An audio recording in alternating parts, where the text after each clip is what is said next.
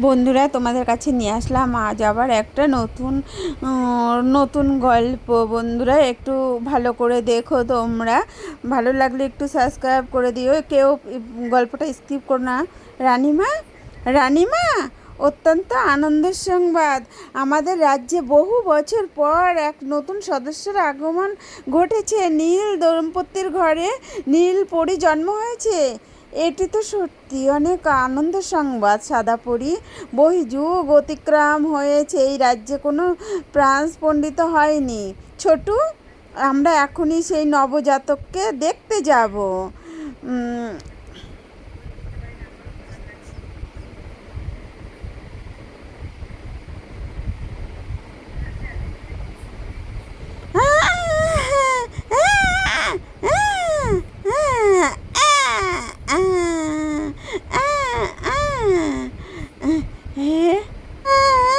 রানীমা, এ কি অদ্ভুত ব্যাপার! আমাদের পরীদের রাজ্যের নিয়ম অনুযায়ী পরীদের চুল তো তাদের ডানার রঙের মতো হয়, কিন্তু এই নীলপরীর নীলগুলো কেন? চুলগুলো সোনার মতো চকচক করছে। আমি তো আমার জীবনে এমন দৃশ্য কখনো দেখিনি। দেখো সাদাপরি, এই নবজাতকের চুল যেন সোনার মতো উজ্জ্বল সোনালি। এটা কোনো সাধারণ চুল নয়, এর আড়ালে লুকিয়ে আছে প্রকৃতির এক বিশাল রহস্য। আপনি কী বলতে চাইছেন রানীমা? এই সোনালি চুল কি আমাদের ছোট্ট নীলপরীর জন্য বিশেষ আশীর্বাদ? হ্যাঁ সাদাপরি, এটা আশীর্বাদ বটে, তবে ভার অনেক। কয়েক শতাব্দীর পর এমন আলৌকিক চুলের অধিকারী পুরীর জন্ম হয়। আর সোনালি চুল কোনো সাধারণ চুল নয়, এটি হলো অসীম শক্তির আধার। যে এই চুলের গোষ্ঠী হস্তগত করতে পারবে সে অমরত্ব লাভ করবে, সে কখনো বার্ধক্য বা মৃত্যুর কবলে পড়বে না। অমরত্ব? তার মানে তো এই ছোট্ট শিশু জীবন বিপন্ন হতে পারে। যদি কোনো দুষ্ট জাদুকর খবর জানতে পারে, তারা তো শান্তিতে থাকতে দেবে না। তুমি ঠিক ধরেছ। এই অলৌকিক সত্যি যেমন কল্যাণের প্রতীক হতে পারে, তেমনি কোনো কঠিন হাতের ছোঁয়া তার ধ্বংসের কারণও হতে পারে। আজ থেকে আমাদের নীলপরীর সুরক্ষার দায়িত্ব দ্বিগুণ হয়ে গেল। নীলপরীর বড় হওয়ার সাথে সাথে এই চুলের উজ্জ্বলতা আরও বাড়বে। আমাদের সতর্ক থাকতে হবে যেন কোনো অশুভ শক্তি নীলপরীর কাছে আসতে না পারে।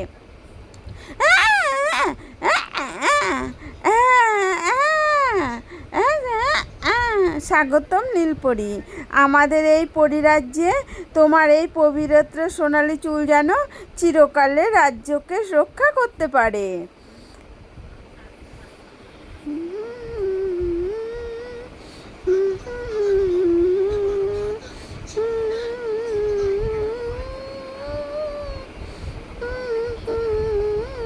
রানীমা, দেখুন, নীলপরি যত বড় হচ্ছে ওর চুলের যতজন্য ততই বাড়ছে।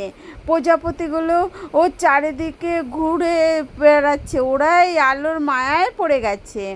হ্যাঁ সাদাপরি, এই উজ্জ্বলতা কেবল তোমার চোখের প্রাপ্তি নয়, এটা এক গুরু দায়িত্বের সংকট। সময় এসেছে নীলপরীকে তার বিশেষত্ব কথা জানানোর।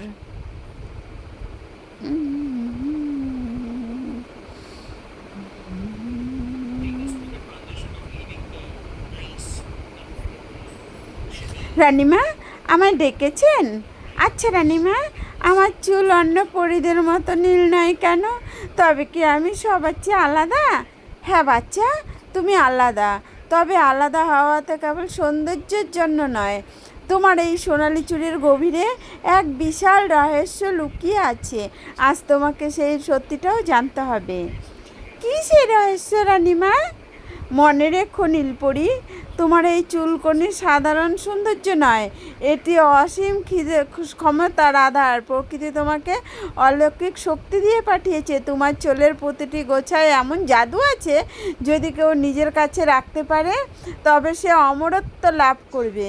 তাকে কোনো রোগ শোক বা বার্ধক্য স্পর্শ করতে পারবে না, সে চিরকাল বেঁচে থাকবে। ও ঠিকই, এই কারণে তোমাকে বিশেষ সাবধান থাকতে হবে নীলপরি। এই জগতের সবাই তোমার দয়ালু নয়। সাদাপরি ঠিকই বলেছে। এই চুল যেমন আশীর্বাদ তেমনি বিপদের কারণও হতে পারে। দুষ্টের হাতে পড়লে পুরো পৃথিবীর জন্য অমঙ্গল ডেকে আনবে। কোনো লোভী মানুষ বা অশুভ শক্তি জাদুকর যদি জানতে পারে যে তোমার চুলের জাদুতেই অমর হওয়া যায়, তবে তারা তোমাকে চিনিয়ে নেওয়ার চেষ্টা করবে। তোমার এই অসীম ক্ষমতা যদি খারাপ মানুষের কাছে যায়, তবে সে অমর হয়ে পুরো সৃষ্টি জগতে বিশৃঙ্খলা সৃষ্টি করবে। তবে কি আমি বিপদে আছি রানীমা? আমি তো কাউকে কষ্ট দিতে চাই না। ভয় পেও না বাচ্চা।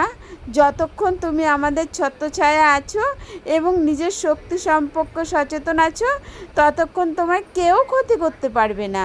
তবে মনে রেখো, তোমার এই উপহারটি নিজের জন্য নয়, এই প্রকৃতির ভারসাম্য রক্ষা করার জন্য। তোমাকে এই সোনালি চুলের পবিত্রতা রক্ষা করতে হবে। ঠিক আছে রানীমা। রানীমা,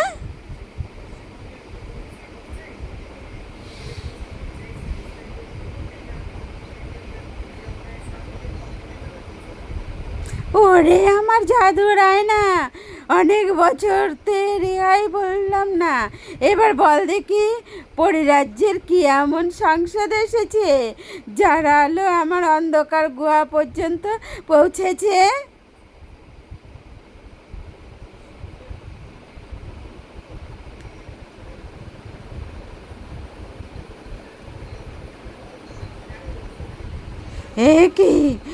কি দেখছি আমি?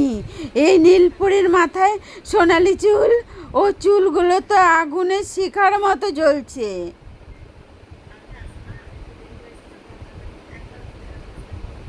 নীলপরি, তোমার এই চুলের মায়ায় সারা বিশ্বকে মুগ্ধ করবে।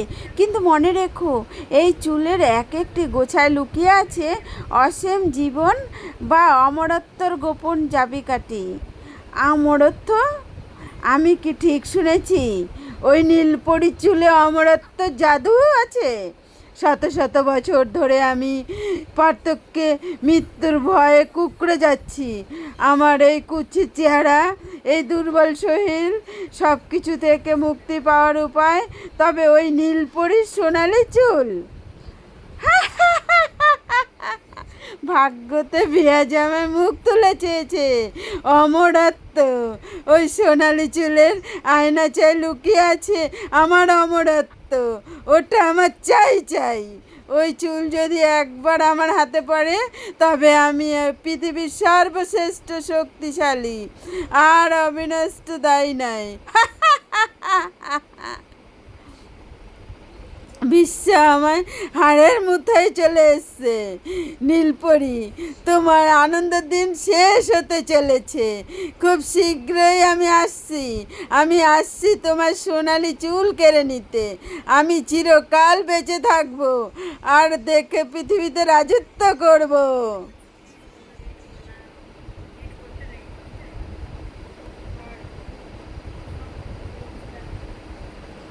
শুভ জন্মদিন নীলপরি। আজ তোমার 18 বছর পূর্ণ হলো। তোমার ডানার রং আজ যেন আগের চেয়েও বেশি গাঢ় হয়েছে, আর তোমার এই সোনালি চুলের উজ্জ্বলে পুরো রাজ্য আজ আলোকিত হয়ে আছে। ধন্যবাদ সাদা পরি দিদি। আজ চারিদিকের আয়োজন দেখে আমার মন ভরে উঠেছে। গত 8 বছর ধরে তোমরা আমার মমতায় সুরক্ষায় আগলে রেখেছো, তার জন্য আমি সত্যি কৃতজ্ঞ। কল্যাণ হোক নীলপরি। আজ তুমি কেবল বয়সে বড় হওনি, আজ তুমি এই রাজ্যের পূর্ণাঙ্গ নাগরিক এবং আমাদের ঐতিহ্যের অন্যতম প্রধান রক্ষক। তোমার এই 18তম জন্মদিন আমাদের জন্য পরম সৌভাগ্যের। রানীমা, চারিদিকের এত আনন্দ দেখে আমার খুব ভালো লাগছে। সবাই ভালোবাসা যেন চিরকাল এমনই থাকে।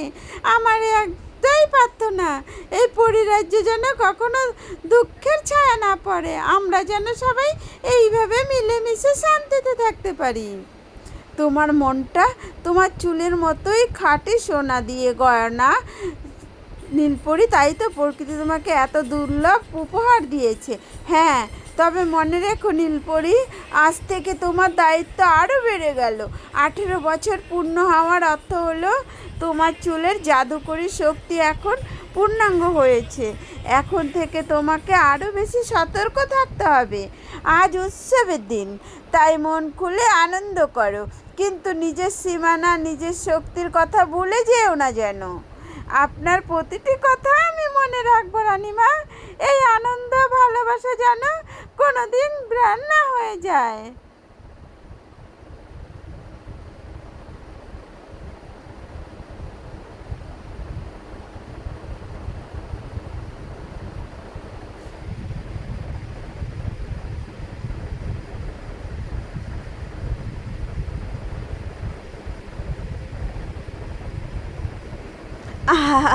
হাত যে চলতে পারছি না। কেউ আছো এই বনে? এক ফোঁটা জল দিয়ে কি আমার প্রাণ রক্ষা করবে? কে আপনি? আমাদের এই নির্জন বাগানে আপনি কোথা থেকে এলেন? আপনার অবস্থা দেখে মনে হচ্ছে আপনি খুব অসুস্থ। আমি এক অভাগী পথিক বাছা, পথ হারিয়ে অনেক দূর থেকে হেঁটে এসেছি। এই পাহাড়ি পথে চলতে গিয়ে আমার পায়ে জখম হয়েছে। আমি বড় অসহায় আর ক্ষুধার্ত। গত দুদিন আমার পেটে একটা দানা অন্ন পড়েনি। আমাকে একটু অন্ন দেবে বাবা? আপনি এখানে বসুন। আমাদের এই বাগানে প্রচুর সুস্বাদু ফল আছে। আমি এখনই আপনার জন্য ফল আর পানীয় নিয়ে এসেছি। মঙ্গল হোক তোমার। তোমার মতো এতটুকু রূপবতী গুণবতী কন্যা আগে আমি কখনো দেখিনি। বিশেষ করে তোমার চুলগুলো, আহা, যেন সাক্ষাৎ সোহাগ ছড়ে পড়ছে। আপনি বসুন, আমি এক্ষুনি আসছি।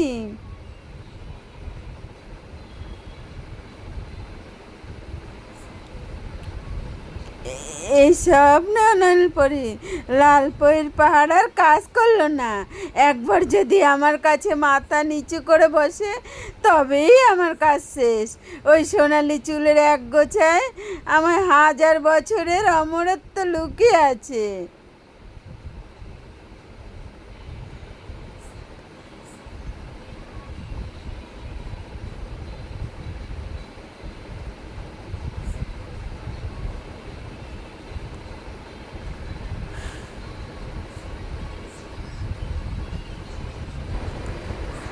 এই নিন, আগেই সুধা পান করুন, আপনার ক্লান্তি দূর হবে।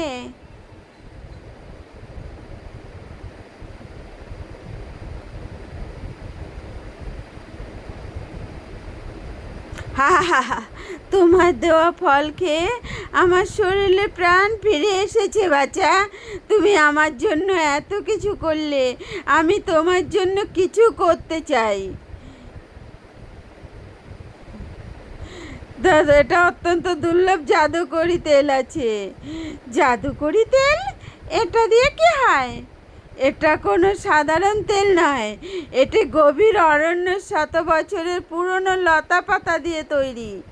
তোমার এই সুন্দর সোনালি চুলে যদি এই চুলের মাত্র কয়েকটা ফোঁটা দেওয়া যায়, তবে তোমার যুগের চুলের জ্যোতি আর 7-8 ছাড়িয়ে যাবে। এসো বাচ্চা, আমার কাছে এসে বসো। আমি তোমার চুলে তেল মাখিয়ে দিচ্ছি। আচ্ছা ঠিক আছে, আপনি যখন এত করে বলছেন, দিন তবে।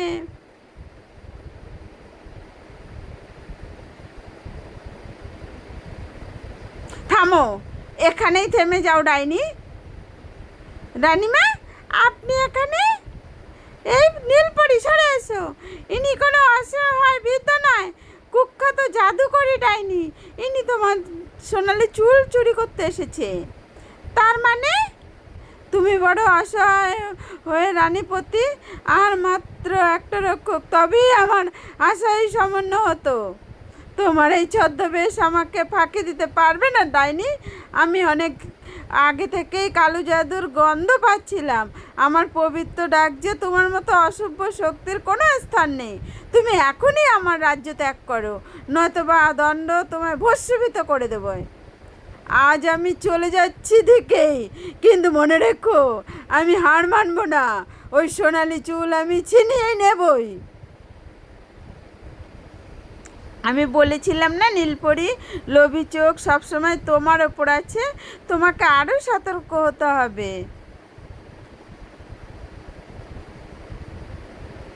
রানীমা, আমি কি দূর থেকে অশুভ যাত্রার কম্প অনুভব করতে পেরেছি। কি হয়েছে এখানে নীলপরি, তুমি ঠিক আছো? সাদা পরি, আজ একটা ভয়ে পরে বিপজ্জনক শক্ত হয়েছিল। কুটিল জব্দ শব্দবেশে নীলপরির বিশ্বাস ছদ্মবেশে অমূল্য চুল কেটে নিতে চেয়েছিল। আমি যদি ঠিক সময় না আসতাম তবে আজ আমাদের রাজ্যের পবিত্র সম্পদ চিরতরে হারিয়ে যেত। আমি বুঝতে পারিনি রানীমা, আমি তো কেবল ওনাকে বৃদ্ধা আর অসহায় ভেবে সাহায্য করছিলাম। উনি আমাকে বললেন ক্ষুধার্ত, তাই ওনার জন্য খাবার এনেছিলাম, কিন্তু উনি যে আমার সঙ্গে প্রতারণা করবে তা বুঝিনি। নীলপরি, পৃথিবীতে সবাই আমাদের মতো দয়ালু নয়, বিশেষ করে ওই ডাইনি যে কিনা শত বছর ধরে অমর হওয়ার জন্য হন্যে হয়ে খুঁজে ওর কোনো অলৌকিক শক্তি। তোমার এই সোনালি চুলেই এখন ওর একমাত্র লক্ষ্য।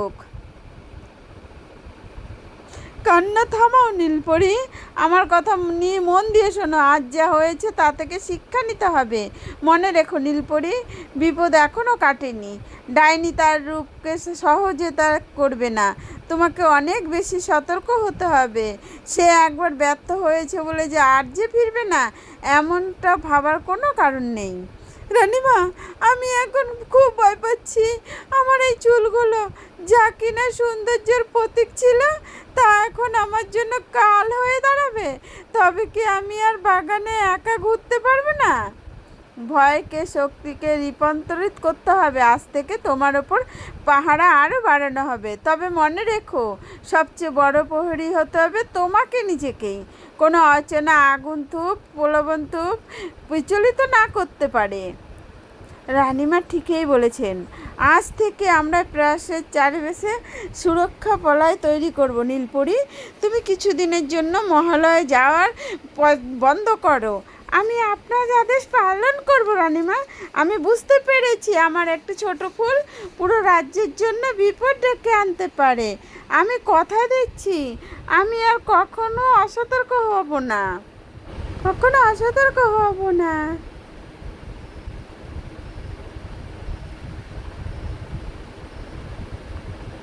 রাত অনেক গভীর হয়েছে, চারদিকটা আজ বসে শান্ত মনে হচ্ছে। রানীমা বলেছিল আজ রাতটা খুব গুরুত্বপূর্ণ, আমাকে সজাগ থাকতে হবে।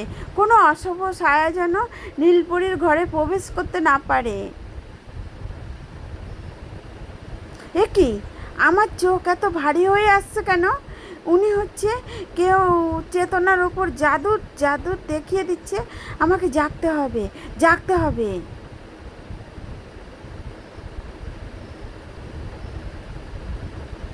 বোকা পরি, ভেবেছিলে সব সামান্য সুরক্ষার পরে পাহারা দিয়ে এই জাদুকরি ডাইনিকে আটকে রাখবি।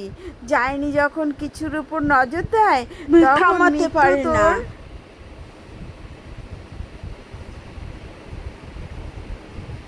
হা হা, কি অপূর্ব এই চুলটি! এই চুলটি লুকিয়ে আছে খুব শক্তি। আজ সম্পত্তির অধিকারিণী আমি হব। অবশেষে অবশেষে আমার স্বপ্ন পূরণ হলো। এই চুলের জাদুতে আমি পৃথিবীর সবচেয়ে শক্তিশালী আর অমূল্য দায় করব। কাল যখন সূর্য উঠবে তখন আমি থাকবো এই রাজ্যের সীমানার পাল্টি ধরা চড়াপিতে।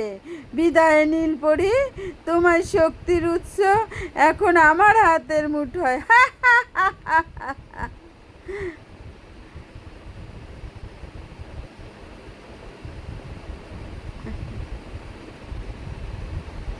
এই পুরো সাধুটাই অসময়ের পথে মাঝখানে আমাকে থামালো কেমন? এই যুক্ত সীমানায় পার হতে হবে। কি চাও? ওরে পাপিষ্ঠ, অন্ধকারের জীব হয়ে তুই আলুর সম্পদ চুরি করে কোথায় পালাচ্ছিস? হ্যাঁ, তোর হাতের ওই বস্তুটি থেকে যে পবিত্র জ্যোতি হচ্ছে তা কোনো অশুভ শক্তির হাতে থাকার কথা নয়। সরে দাঁড়াও সন্ন্যাসী, তোমার পথে থাকো থাকো, আমার পথে বাধা দিও না। অপাপিষ্ট ডাইনি, তুই নীলপরির সরলতার সুযোগ নিয়ে তার অলৌকিক সোনালি চুল চুরি করেছিস। তুই কি জানিস না প্রকৃতির দ্বারা হবে, কেড়ে নেওয়া যায় না। আমি জানি কি আছে এই চুলে, এটি আমাকে অমর করবে। আমি এই জড়বস্তু শরীরে আর থাকতে চাই না। আমি চিরকাল বেঁচে থাকবো। সব পৃথিবীতে আমার আবির্ভাব হোক। মূর্খ তুই! অন্যের অমঙ্গল করে পাওয়া অমরত্ব অভিশাপের সমান। এই পবিত্র সম্পদ তোকে মানায় না। ক্ষমতার অপব্যবহারে যখন অশুভ শক্তির হাতে যায়, তখন তার প্রকৃতির ভয়ে সম্পূর্ণ নষ্ট করে দেয়। তুই কেবল নিজের স্বার্থ দিচ্ছিস, কিন্তু এই চুলের অভাব নীলপরীর জীবনে কতটা বিপর্যয় আনতে পারে তা তুই ভাবছিস না। আমি কোনো কথা শুনবো না। এই চুল এখন আমার। যদি পাত না ছাড়ো, তবে আমার জাদুতে তোমায় ভস্ম করবে। অসৎ পথে পাওয়া শক্তি কখনো স্থায়ী হয় না। ডাইনি, আজ তোর এই পাপের সমাপ্তি। এখানেই তোর সমাপ্তি। এই সম্পদ তার প্রকৃতি অধিকারের কাছেই ফিরে যাবে।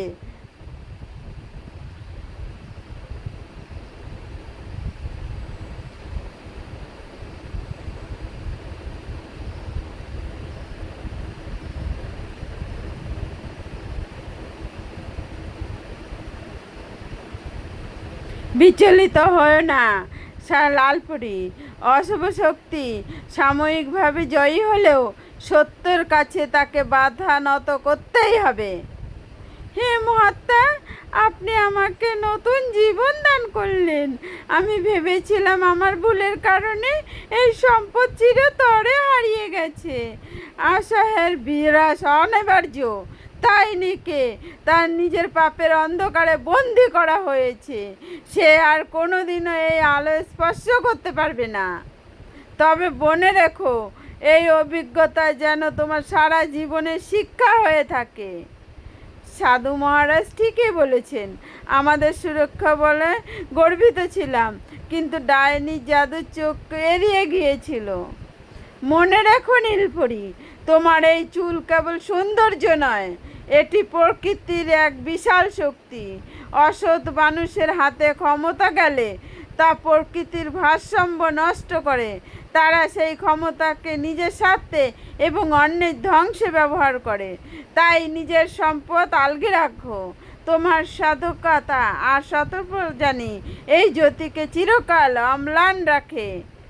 আমি কথা দিচ্ছি মহাত্মা, আজ থেকে আমি কেবল নিজের সুরক্ষা নয়, এই স্বর্গীয় সর্বত পবিত্র রক্ষার জন্য সচেতন থাকব। আমি বুঝেছি যে শক্তির অধিকারী হওয়ার চেয়ে তার রক্ষা করে অনেক বেশি কঠিন। আপনার এই আমরা কখনো ভুলব না। আজ থেকে পরিরাজ্যে আবার শান্তি ফিরে এলো। খারাপ কারো কাছে ক্ষমতা যাওয়া কখনোই ভালো কিছু বয়ে আনে না। শক্তির সঠিক এবং সৎ ব্যবহারে জগতের শান্তি আর ভারসাম্য বজায় রাখে। আমি ওই মানুষের সমাজে আর ফিরতে চাই না। আমি তোমাকে ভালোবেসে ফেলেছি আর তোমাকেই বিয়ে করতে চাই। আমি তোমার সাথে বাকি জীবন বনেই কাটাতে চাই। একটু তো বিদায়, এখন শান্তি। হ্যাঁ, কেটে গেল বেশ কিছুদিন। শ্বশুর বাড়িতে রূপাকে তার স্বামী শাশুড়ি কেউ দেখতে পারত না। তাকে দিয়েই করানো হতো বাড়ির সব কাজ। দিন শেষে স্বামীর কাছে পিত তিরস্কার আর আলে পথরই মারধর। এই কালো ভূত, আমার সামনে থেকে সর। তোর মুখ দেখলে আমার ঘৃণা লাগে। শুধু টাকার জন্য তোকে আমি ঘরে এনেছি, না হলে তোর মতো কালো কালি আমার বাড়ির কাজের লোক হওয়ারও যোগ্য না। আরে ও কালকিট, আমার ছেলেটা তোকে দেখলে ভাতও খেতে পারে না। তুই যখন ভাত দিবি, ঘুমটা দিয়ে মুখ ঢেকে রাখবি। তোর ওই পোড়া মুখ দেখলে ওর কাজের অযত্রা হয়, তুই বুঝিস না? ঠিক আছে মা, শোনো, আমার ব্যবসার জন্য আরও 20,000 টাকা লাগবে। তোমার বাবাকে খবর পাঠাও, কালকের ভেতর যেন 20,000 টাকা আমার বাড়িতে পাঠায়। কেমন? আবার সেই সম্বলটুকু নিয়ে হলেও আমি মেয়ের একটা গতি করতে চাই। আপনি কথা বলে দেখুন। একটা মেয়ের পেছনে সব দিয়ে দেবে? আমাদের ভবিষ্যৎ বলে কিছুই নেই। সন্তানরাই তো বাবা মার ভবিষ্যৎ। আবার মেয়ে সখী হলে আমার কাছে চেয়ে এর কে বড় পাওয়ার কিছু নেই। ওর সুখের জন্য আমি সব করতে পারি। ঠং দেখলে আর বাঁচি নে। টাকা যায় যাকে, আগে আপদটা বিদায় হোক। আমাকে বিয়ে দিতে বাবার এত কষ্টের সব টাকা সব দিয়ে দেবে?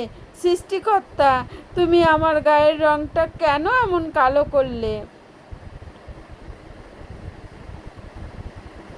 ওরে, শিবু ঘটক বলছিল ওই কালো মেয়েটার বাবা 50,000 টাকা দেবে, সাথে খাট পালঙ্ক সব। মা, মেয়েটা কুচকুচে কালো, লোকে আমাকে দেখে হাসবে, বলবে সিঁদুর বউটা ভাজা বেগুন। না না না না, আমি ওকে বিয়ে করব না। আরে বোকা ছেলে, মেয়ে কালো তাতে কি হয়েছে? টাকাগুলো তো ফর্সা, টাকাগুলো পকেটে ভরবি আর মেয়েটাকে দিয়ে বাড়ির সব দাসীর কাজ করাবি। যখন টাকা শেষ তখন খাট ধাক্কা দিয়ে বের করে দিবি। ঠিক বলেছ মা, তোমার মাথায় তো বেশ বুদ্ধি। ঘরের কাজ করার জন্য তো একটা লোক দরকারই হয়। হ্যাঁ হ্যাঁ, আর টাকাটা পেলে আমার বেশ উপকার হবে। ঠিক আছে মা, আমি রাজি। বাবা,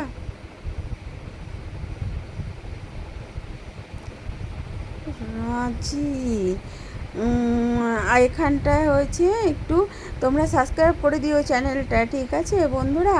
তো ভিডিওটা কিন্তু একটুকু স্কিপ করবে না। স্কিপ না করে তোমরা আমার চ্যানেলটা একটু সাবস্ক্রাইব করবে। তোমরা যদি পাশে থাকো, আমার ভিডিও করতে আরও ভালো লাগবে, ঠিক আছে বন্ধুরা? তো দেখতে থাকো। তো হে সৃষ্টিকর্তা, তুমি আমার কপালে কি লিখেছো আমি জানি না। বাবা, আমার মেয়েটা খুব সরল সহজ। ওর গায়ের রং হয়তো, কিন্তু ওর গায়ের রং হয়তো ফর্সা না। ওকে আগলে রেখো, ঠিক আছে? ঠিক আছে ভাইজান, কোনো চিন্তা করবে না। আপনার মেয়েকে আপনার ছেলে খুব ভালো রাখবে। আর রূপা, ভালোভাবে থাকিস, ওইটাই তো আজ থেকে তোর নিজের ঘর। ধৈর্য ধরিস মা, ধৈর্য ধরিস। নিজের শরীরের যত্ন নিও বাবা। সন্ধে হতে ছুটলো, আর বেশি দেরি নেই। আমরা তাহলে আসি এখন। রূপো তার বাবা মায়ের কাছ থেকে বিদায় নিয়ে শ্বশুরবাড়ির উদ্দেশ্যে রওনা দিল। উৎকা আপদটা তো বিদায় হলো, এখনো শান্তি।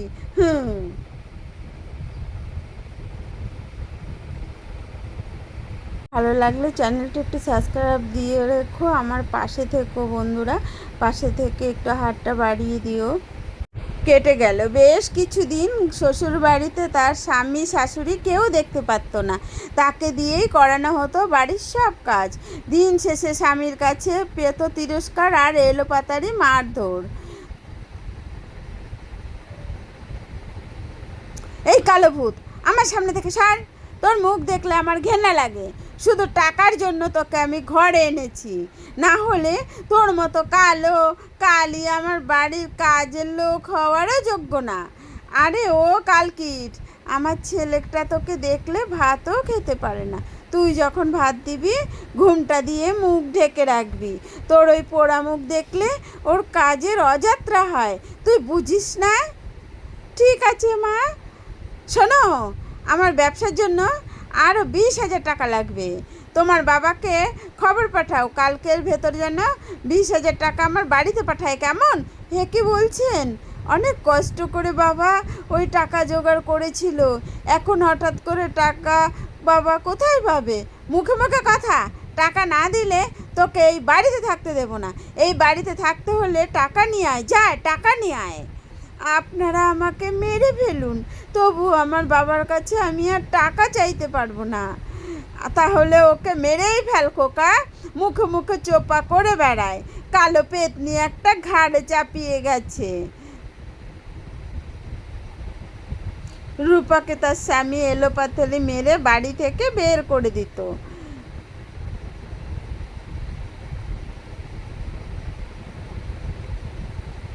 সে কোনো রকম অসুস্থ শরীর নিয়ে টেনে হিঁচড়ে কোনো রকম বাবার বাড়ি এসে উঠল। বাবা, ও বাবা, তোমার রূপা ফিরে এসেছে, ওরা আমাকে মেরে ফেলবে বাবা। এখানে কেন এসেছিস অলক্ষী? তোর বাবা তো 3 দিন আগেই মারা গেছে। কি বললে? বাবা মারা গেছে? এ তুমি কি বলছো মা? আমাকে আমাকে কেউ জানালে না। তোকে জানিয়ে কি হবে? তোর বাবা তোর জন্য সব শেষ করে গেছে। মরার রাগে বুড়ো তোর নাম নিতে নিতেই মরেছে। এবার ওরিতে তোর কোনো জায়গা নেই। যা দূর হ এখান থেকে। আমি কোথায় যাব মা? ও বাড়ি থেকেও আমাকে বের করে দিয়েছে। কোথায় যাবি তা আমি কি করে বলবো? যাবার জায়গা না থাকলে বিষ খেয়ে মর, তবু এই বাড়িতে কোনো জায়গা নেই।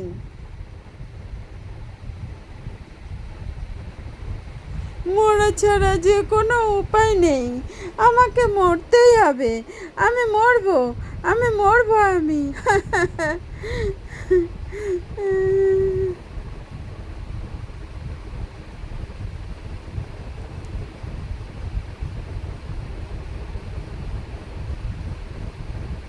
রূপা হাঁটতে হাঁটতে চলে এলো জঙ্গলের ভেতর। সে ক্লান্ত হয়ে একটা গাছের নিচে বসলো। হঠাৎ সে ঝোপের আড়ালে একটা গরুর গোয়ালের আওয়াজ শুনতে পেল। কে? এইভাবে কে কাতরাচ্ছে? মনে হচ্ছে কেউ বিপদে পড়েছে, কিন্তু আশপাশে তো কাউকেই দেখছি না। রূপা সেখান থেকে উঠে দাঁড়িয়ে একটু সামনে গেল। সামনে গিয়ে সে দেখলো ঝোপের আড়ালে একটি শিয়াল রক্তাক্ত অবস্থায় পড়ে আছে। হিস, শিয়ালটার কি অবস্থা! এখন আমি কি করব? কাছে গিয়ে যদি কামড়ে দেয়? না, আগে তো ওকে সুস্থ করে তুলতে হবে। এভাবে যদি ফেলে যাই তাহলে সৃষ্টিকর্তা যে আমাকে পাপ দেবেন। আমি বরং এই শিয়ালটিকে সুস্থ করে তুলি। আহ, অবলা প্রাণীটা কতই না কষ্ট পাচ্ছে। আমার মতো বুঝি ওরও কেউ নেই। ও তো আর উত্তরও দিতে পারবে না। দাঁড়াও, আগে ঘর দুয়ারকে পেতে দিই। তুমি এখানে একটু বসো, আমি নদী থেকে জল নিয়ে আসি। কিন্তু জল কিসে আনবো? ওই যে ওখানে একটা ভাঙা কলসের টুকরো দেখা যায়, ওতেই নিয়ে যাই। ওটুকুই যা আসে।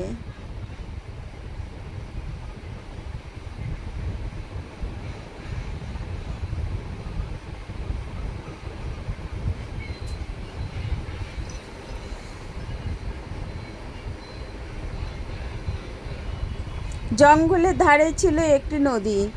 রূপা নদী থেকে জল এনে শিয়ালটির মুখে ধরল। ভয় নেই বন্ধু, আমি থাকতে তোমার কিচ্ছু হবে না। মানুষের সমাজ আমাকে তাড়িয়ে দিয়েছে, এখন এই বনেই আমার ঘর। আমি তোমাকে সুস্থ করে তুলব, কিন্তু থাকবো কোথায়?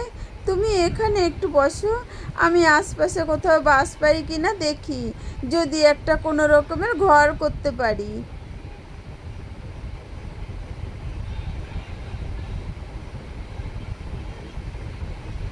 রূপা সেখান থেকে উঠে একটু সামনে গিয়ে দেখলো একটা ছোট ঘর দেখা যাচ্ছে। ঘরটি বেশ গোছানো।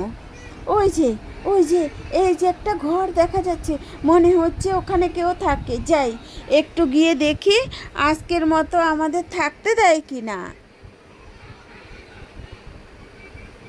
বাড়িতে কেউ আছেন? শুনতে পাচ্ছেন আমার কথা? কেউ আছেন বাড়িতে? উফ, কারো তো কোনো সারা শব্দই নেই। ঘরে গিয়ে দেখি তো। রূপা ঘরে গিয়ে দেখলো ঘরের ভেতরটা একদম ফাঁকা, কেউ নেই। কিন্তু প্রয়োজনীয় সকল জিনিস খুব সুন্দর করে গোছানো। মনে তো হচ্ছে এখানে কেউ থাকেন না, কিন্তু ভেতরে প্রয়োজনীয় সব কিছুই আছে। যাক, সৃষ্টিকর্তা মুখ তুলে চেয়েছে। মিরাক্কেল এইভাবে তো একটা আশ্রয় দান করেছে। আমি বরং শিয়াল বন্ধুকে এখানেই নিয়ে আসি।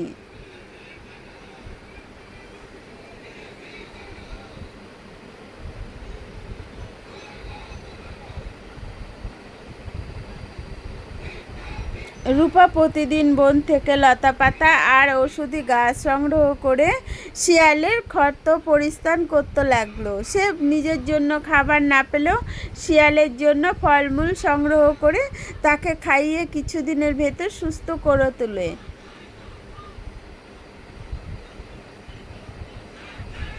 তুমি তো এখন কিছুটা সুস্থ বন্ধু, ঘরে কোনো খাবার নেই, তুমি একটু অপেক্ষা করো, আমি তোমার জন্য কিছু খাবার নিয়ে আসছি। না রূপা, তুমি আমার জন্য অনেক করেছো, আজ তুমি না আমি খাবার আনতে যাব। তুমি তুমি কথা বলতে পারো? হ্যাঁ রূপা, আমার ভেতরে বিশেষ এক ক্ষমতা আছে, তাই আমি কথা বলতে পারি। এখন আমি সম্পূর্ণ সুস্থ হয়ে গেছি। আমার যে কি ভালো লাগছে বন্ধু, তোমাকে বলে বোঝাতে পারবো না। যাক, অবশেষে আমি একজন কথা বলার মানুষ পেয়ে গেলাম। চলো, তোমার সাথে আমিও যাব। বেশ, চলো।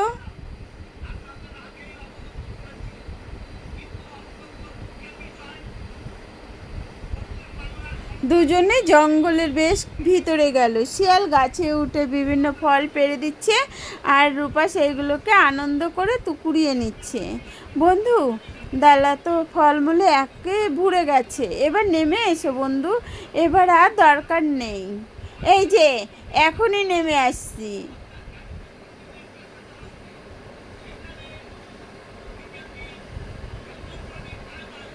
শোনো বন্ধু, এই বনের এক কোণে অনেক দামি কাঠ পড়ে আছে, আমি তোমাকে রাস্তা দেখিয়ে দেব, তুমি সেগুলো সংগ্রহ করে বাজারে বিক্রি করবে। তুমি আমার জন্য এত কিছু কেন করছো বন্ধু? কারণ তুমি তখন আমার সেবা করছিলে, তখন তুমি জানতেই না আমি তোমাকে কিছু দিতে পারবো কি না। তুমি নিঃস্বার্থভাবে ভালোবেসে আমাকে সুস্থ করে তুলেছো। এই পৃথিবীতে নিঃস্বার্থ ভালোবাসা খুবই দুর্লভ, যেটা তোমার ভেতর আছে।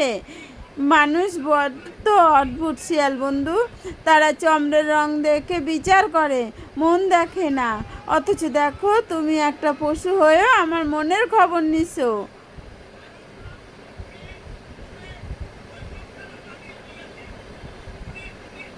রূপা ও শিয়ালের বন্ধুত্ব ধীরে ধীরে গভীর হতে লাগলো। একদিন দীপা শিয়ালকে বলল, আমার একটা কথা রাখবে শিয়াল বন্ধু? বলো বন্ধু, তোমার জন্য আমি জানও দিতে পারি। আমি ওই মানুষের সমাজে আর ফিরতে চাই না। আমি তোমাকে ভালোবেসে ফেলেছি আর তোমাকেই বিয়ে করতে চাই। আমি তোমার সাথে বাকি জীবন এই বনেই কাটাতে চাই। এ কি বলছো তুমি? আমি একটা পশু, গায়ে বড় বড় লোম, মুখটা লম্বা, লোকে শুনলে তোমাকে পাগল বলবে। মানুষ হয়ে পশুকে বিয়ে করবে তুমি? হ্যাঁ করব। মানুষ আমাকে কি দিয়েছে? অপমান, ঘৃণা আর রক্তপাত। আর তুমি আমাকে দিয়েছো সম্মান, নিরাপত্তা আর ভালোবাসা।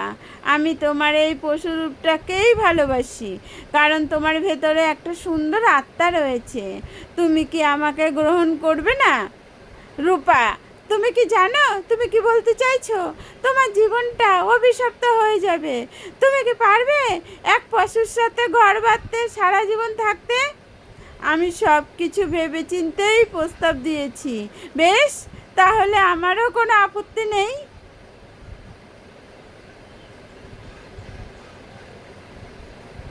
রূপা একটা মালা এনে শিয়ালের গলায় পরিয়ে দিয়ে তাকে বিয়ে করলো। আজ থেকে তুমি আমার স্বামী, আমার শিয়াল স্বামী। তোমাকে আমি কথা দিলাম রূপা, আমি কখনো তোমাকে কষ্ট দেব না। রূপা জঙ্গল থেকে দামি কাঠ সংগ্রহ করে হাটে বিক্রি করতো, আর শিয়াল মুখ থেকে বিভিন্ন ফলমূল সংগ্রহ করে আনতো। দুজনেই সংসার খুব ভালোভাবে কাটছিল। এক পূর্ণিমা রাতে জানলা দিয়ে চাঁদের এক টুকরো আলো শিয়ালের গায়ে পড়তে চারিদিকে এক অপূর্ব মায়াবী আর আলো ছড়িয়ে পড়ে, আর সাথে সাথে শিয়ালটি অত্যন্ত সুন্দর যুবকে পরিণত হয়। না, এ কি হলো? চিৎকার করছো কেন তুমি? রূপা, চোখ খোলো। কে কে তুমি? আমার স্বামী কই? আমার শিয়াল স্বামীর সাথে কি করেছো তুমি? আমি তোমার স্বামী রূপা, আমি রাজু। এটা এটা কি করে সম্ভব? আমি এতদিন অভিশপ্ত ছিলাম রূপা। আমার বাবা ছিল একজন বিখ্যাত জাদুকর। বাবার কাছ থেকে সব জাদুবিদ্যা কেড়ে নিতে চেয়েছিল। বাবা রাজি না হয় তাকে মেরে ফেলে আমাকে শিয়াল বানিয়ে জঙ্গলে ফেলে যায়। তাহলে তুমি আমার মানুষ কী করে হলে? বাবা মরার আগে সেই শিষ্যের কাছে আমার প্রাণ ভিক্ষা চাইলেন। সে বলে, যদি কোনো মেয়ে এই পশুরূপ দেখে নিঃস্বার্থভাবে আমাকে ভালোবেসে বরণ করে নেয় তবে আমি মুক্তি পাবো। আজ তোমার এই পবিত্র ভালোবাসায় আমি মুক্তি পেয়েছি। কিন্তু তুমি তো এখন অনেক সুন্দর। আমি আমি তো সেই কুৎসিত কালো মেয়ে। এখন কি তুমি আমাকে ছেড়ে চলে যাবে? তোমার পাশে কি আমায় মানাবে? ছি রূপা, রূপ তো চামড়ার নিচে থাকে কিন্তু মন থাকে ভেতরে। হাজারো সুন্দরী নারী যা পারেনি তুমি তোমার ওই সহজ সরল মন দিয়ে তা করে দেখিয়েছো। আমার রূপের দরকার নেই, আমার এমন এক জীবনসঙ্গিনী দরকার যে বিপদে পাশে থাকবে। আমি তোমাকে কখনো ছেড়ে যাব না। তুমি আমার মনের আসল রানী। রাজু, ভালোবাসি, অনেক বেশি ভালোবাসি তোমাকে। এখানেই শেষ করলাম বন্ধু।